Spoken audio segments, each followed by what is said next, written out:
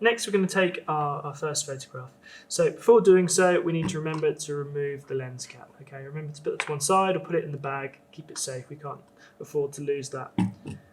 First of all, we need to access to what we're seeing. So we need to pop the waist level viewfinder. Okay, you do that by just popping that up.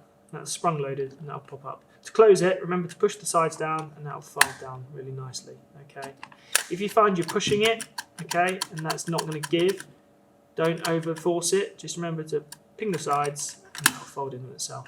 Okay.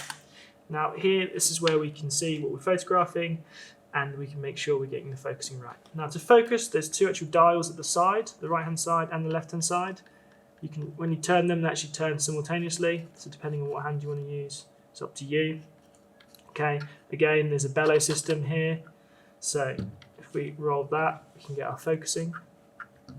Okay. When we want to fine-tune our focus, we do have a loop built in. There's not a tab in here to switch. We actually need to press on this square here, just at the top, and that will push through and push the loop up. Okay. We can bring our eye to that. We can get a fine magnified focus and then just get the subtle changes we need to get a real clean focus. Okay, once we've done, just push down on that and that'll ping back in. And now we're ready to change our shutter speed and our aperture. So typically you do a light meter reading at this point.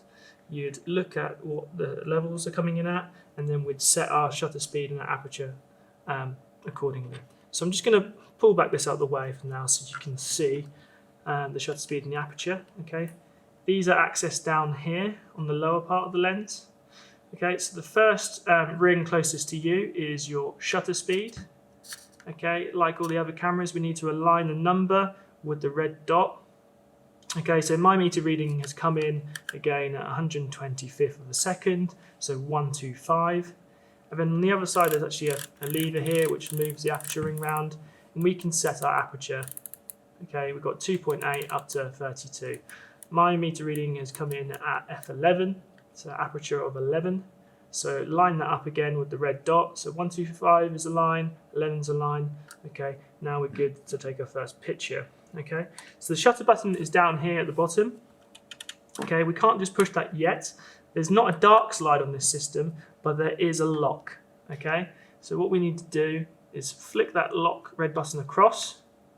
Okay, and now when I hit the shutter button, we should be able to shoot a frame. There we go, image taken, and all we need to do now is wind on the lever, and that will load up to the next frame. That also cocks the shutter. There's nothing else we need to press, so we're ready to take our next picture.